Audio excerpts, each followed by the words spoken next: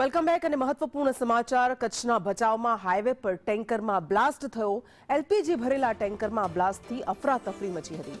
સામખિયાળી માળિયા highway પર ટેન્કરમાં અચાનક વિસ્ફોટ થયો। આ વિસ્ફોટને કારણે 7 થી વધારે વાહનોમાં આગ લાગી હતી। આ મહત્વપૂર્ણ સમાચાર મળી રહ્યા છે કચ્છથી। સામખિયાળી માળિયા હાઈવે પર ટેન્કરમાં અચાનક બ્લાસ્ટ થયો હતો। જૂના કટારિયા પાસે એલપીજી ભરેલ ટેન્કરમાં વિસ્ફોટ થયો હતો। કયા કારણસર વિસ્ફોટ થયો સ્વાભાવિક છે કે હજુ સામે નથી આવ્યું। તપાસ થશે ત્યારબાદ સામે આવશે।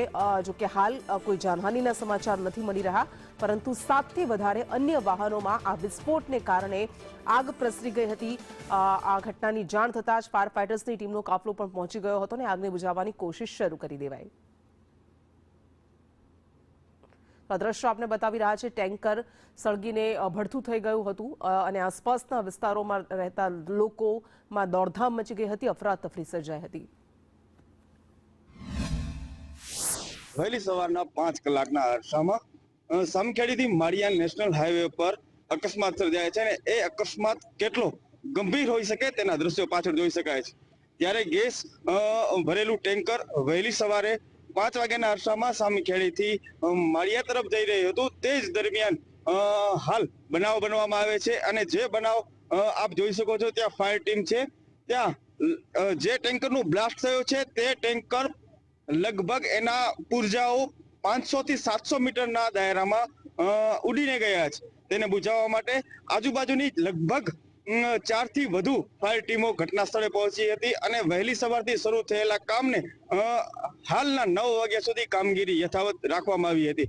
ત્યારે આપણી સાથે ફાયર ટીમના કર્મચારીઓ જોડાયા છે। આપણે તેની સાથે વાત કરશું। શું આખી ઘટના હતી અને કેવી રીતે જોઈ શકાય? જી, આજ રોજ સવારે 5:12 ભચાઉ ફાયર ટીમને કોલ આવતા કે જૂના કટારિયા પાસે એક ટેન્કર પલટી જતા તેમાં આગ લાગી ગયેલ છે અને આજુબાજુ જે હોટલમાં પટાંગણામાં પાર્ક કરેલ ગાડીઓમાં પણ આગ લાગી ગયેલ છે। તો ભચાઉ ફાયર ટીમ આ બાબતને ગંભીર લેતા તાત્કાલિક ઘટના સ્થળે પહોંચી અને ઈઆરસી ને જાણ કરેલ, ગેલ ઇન્ડિયાને જાણ કરેલ અને મોરબીને જાણ કરી અને સતત ત્યાંથી નીકળી અને અહીં આવીને જોતા કે જે બ્લાસ્ટ ટેન્કર છે એના પાર્ટો 500 મીટર સુધી પણ અમને જોવા મળે। ત્યાં પણ અમે આગ બુઝાવી અને અહીંયા આવીને જ્યારે ફાયર ફાઇટિંગ કરતા હતા ત્યારે પણ અહીંયા પણ 5-6 બ્લાસ્ટ અમારા ટાયરના અને ડીઝલની ટેન્કના થયેલા છે। જ્યારે પરિસ્થિતિ ગંભીર હોવાથી આજુબાજુની બેકઅપ ટીમ આવી જતા બહુ સરળ પડેલ છે। વહેલી સવારથી ફાયર ટીમ અને સ્થાનિક પોલીસ બંને ઘટના સ્થળે આવી પહોંચી હતી। પાછળ દ્રશ્યોમાં જોઈ શકાય છે, હું કેમેરામેનને કહીશ કે જે હાલ પણ આગના જે ધુમાડાઓ નીકળી રહ્યા છે, જેની ગાડીઓ છે તેમને સંપૂર્ણપણે 100% નુકસાન થયું છે। ત્યારે આસપાસમાંથી ગામના લોકો તેમજ ડ્રાઈવર માલિકો અને ટ્રક માલિકો પણ દ્રશ્યોમાં જોઈ શકાય છે કે પોતાના વાહનનું જે નુકસાન થયું છે તેનું હાલ તેઓ વિવરણ કરી રહ્યા છે। ખરેખર આ બ્લાસ્ટથી જાનહાનિ તો ટળી છે, પરંતુ આર્થિક મોટું નુકસાન થયું છે। આવા ગંભીર અકસ્માતોથી શું દ્રશ્યો થઈ શકે તે આ અકસ્માતથી જોઈ શકાય છે। કિશન રાજગોર, સંદેશ ન્યૂઝ, સામખિયાળી, કચ્છ।